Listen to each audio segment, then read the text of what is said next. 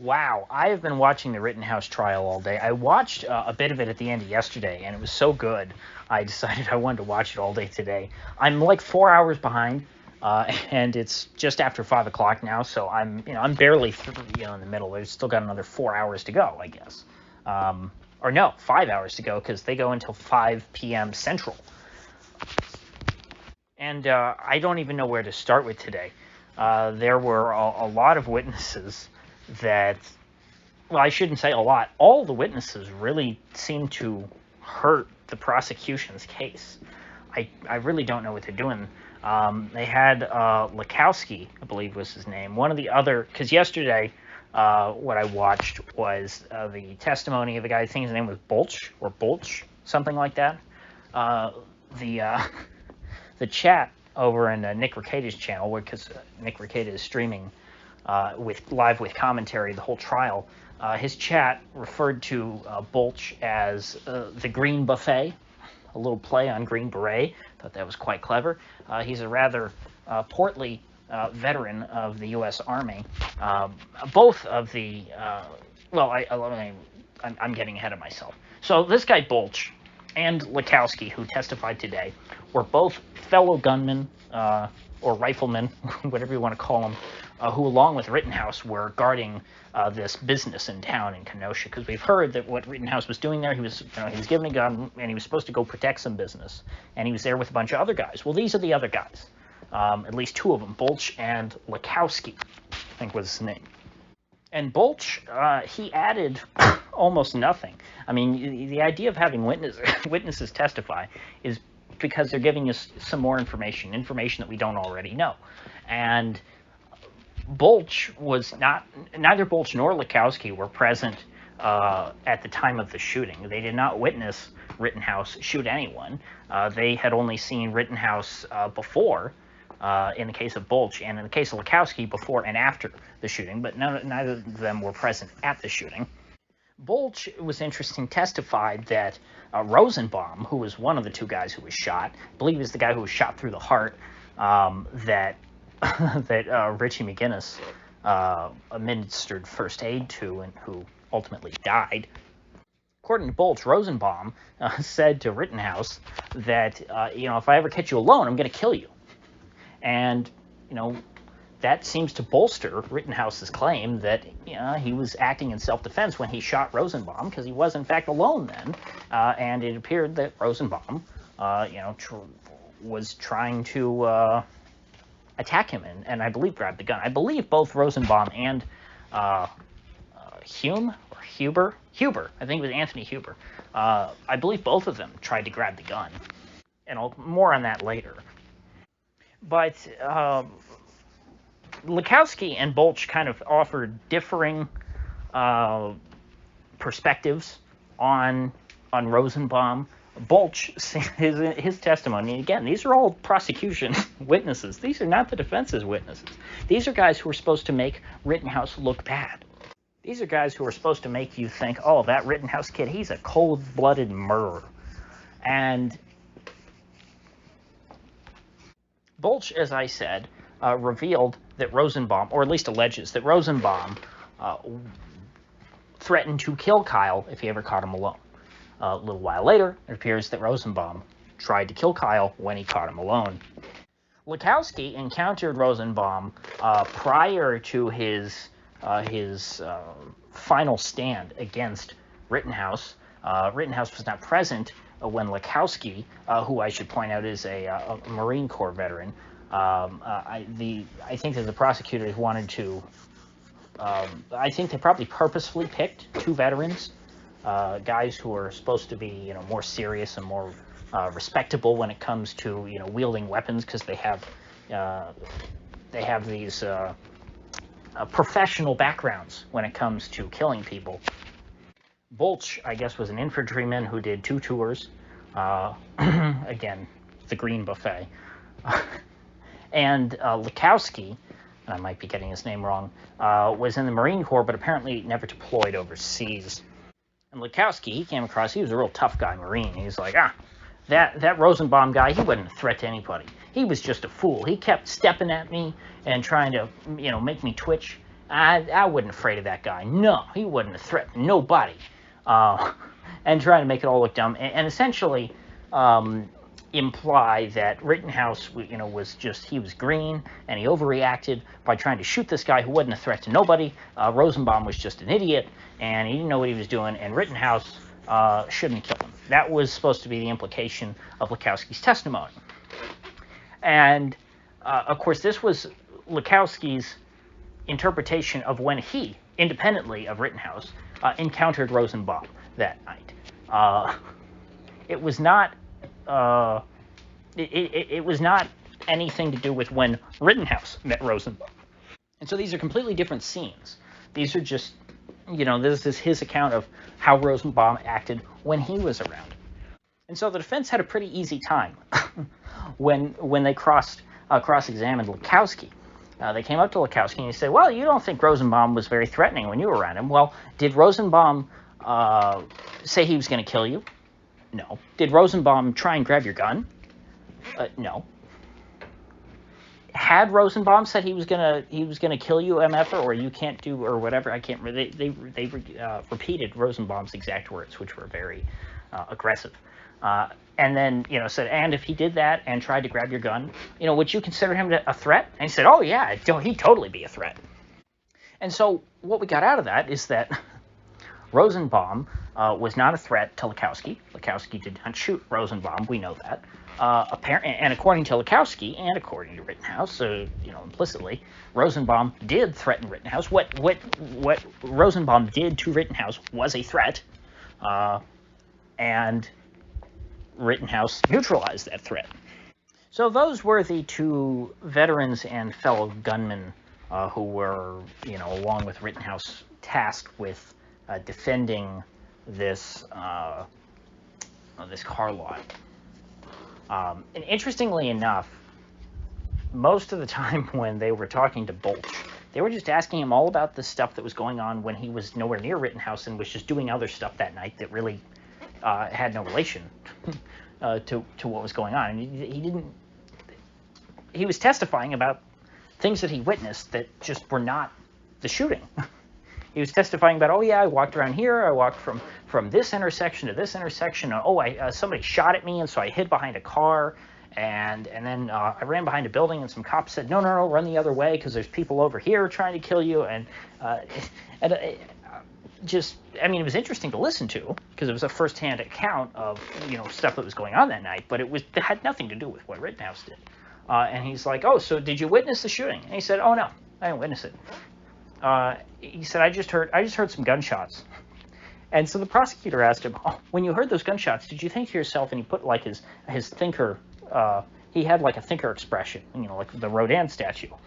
I said, gee, Wally, that must have been the defendant. Did you think that to yourself? That's what the prosecutor asked him. And he said, no, I had no idea who shot it, who was shooting. I just heard gunshots, and I ran toward him. And so when he gets there, he finds, I believe it was Huber, on the ground, unresponsive, and he helped the police lift Huber's body into a Bearcat, which I believe is an armored personnel carrier, and they took him away. And so the prosecutor asked him, oh, did Huber say anything to you? Did he say, your buddy Rittenhouse just murdered me? And he said, well, no, Huber was deceased. So he just walked up, he found this dead body, he helped lift him. He had no idea that Rittenhouse was involved, never saw Rittenhouse around there. He knew nothing about it. He just heard some gunshots, ran over there, saw a dead guy on the ground, and helped the police load his body in there. Nothing to do with yes, he was near the crime, but he did not witness the crime. He added nothing of value, really. Although afterwards, it was interesting, he was interviewed by some members of the press, or in Bolch's words, ambushed by the media. That's what he said. The media ambushed us and were asking us questions. And he showed him a picture of Rittenhouse. He said, hey, this guy just shot some people. Do you know him? And he was, of course, surrounded by BLM people trying to blend in with him. And so Bolch said, oh, hell no, I've never seen this kid in my life. I have no idea who he was. And they said, oh, okay, can we get your name for a comment? And he gave him a fake name. Said, I've never met that Rittenhouse kid in my life. And so the prosecutor asked him, well, gee, why did you lie to the media like that? And he said, well, I knew that if I gave him my real name, the media would ruin my life, and paint me as like some kind of white supremacist militiaman. And also, I didn't want them to reveal that I knew Rittenhouse after you just shot somebody, because I was surrounded by by a BLM mob that, probably would have lynched me. He didn't use the word lynch, but he said, I feared for my life. And so none of this stuff, I don't understand why the prosecutors are bringing these witnesses. I don't understand why they're asking the questions that they're asking. What's the point of all this? I heard in the first few days, the prosecution had gotten some wins and that the defense was stumbling.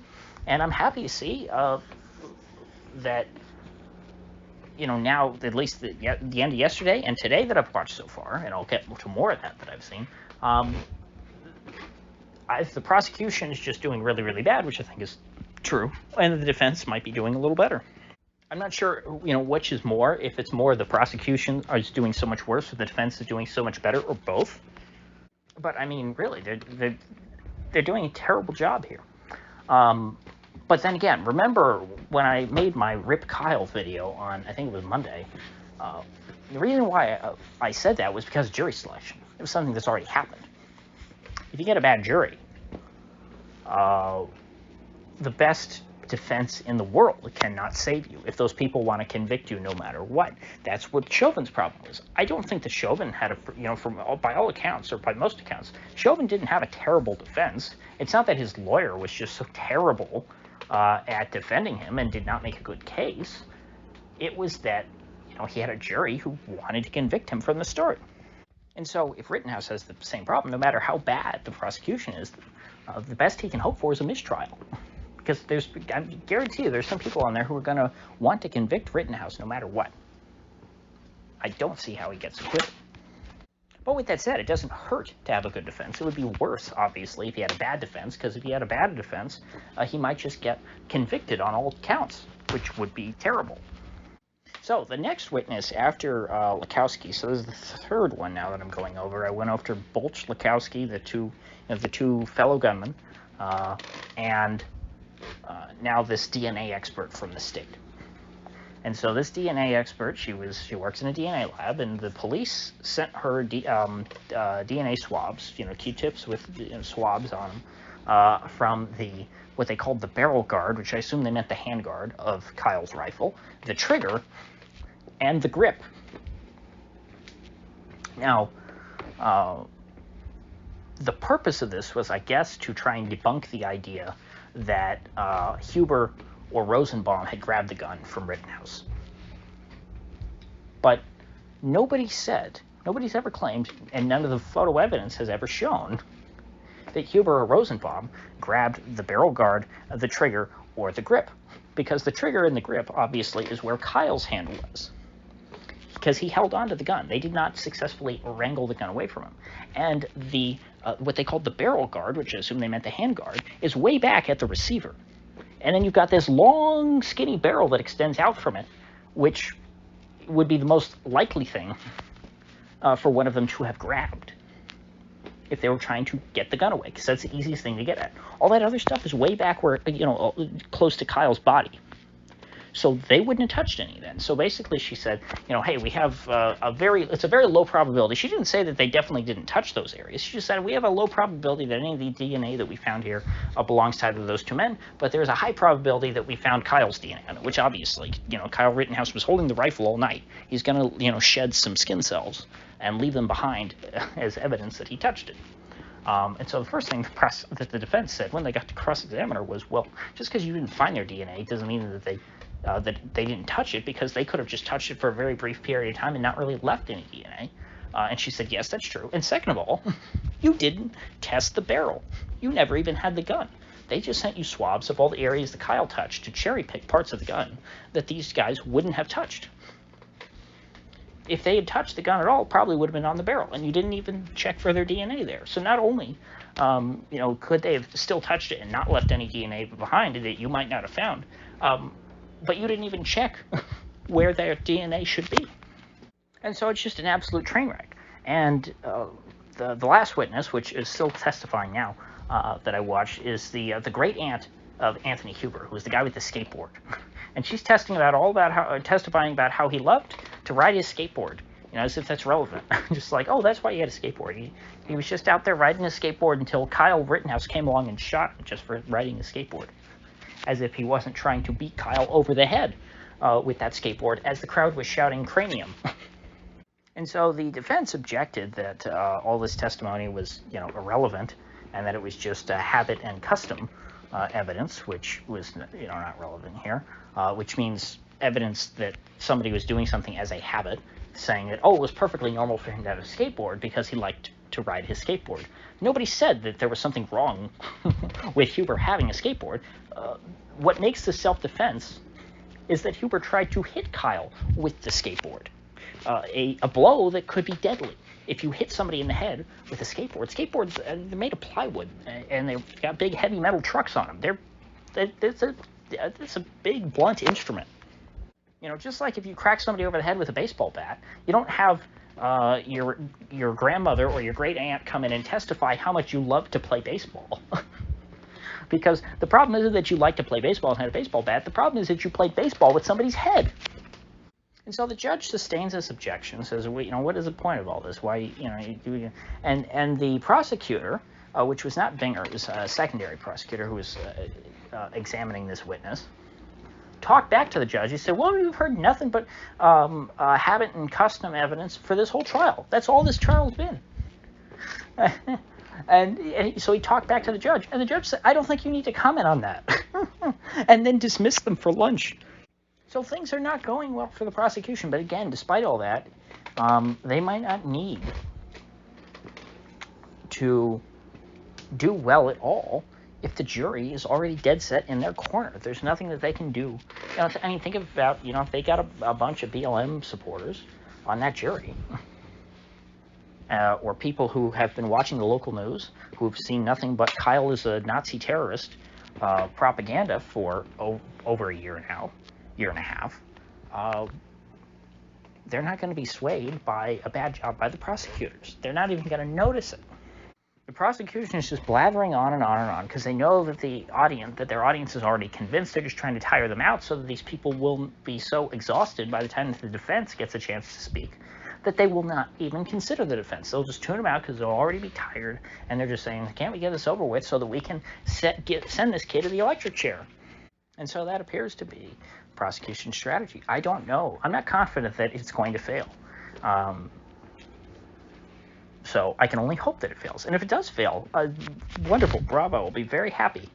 But still, I'm not a lawyer, but it seems pretty obvious to me that turning down the body language expert panel to analyze and all of the data to analyze and try and select a good jury, that was a completely unreasonable risk to take. And so if they end up with a mistrial, this is salvageable because at least then when Kyle is tried again, he can get better representation and hopefully be acquitted fully. But there is still a chance that he gets convicted on at least one of these counts, which is not good. So with that said, I will see you folks back here tomorrow.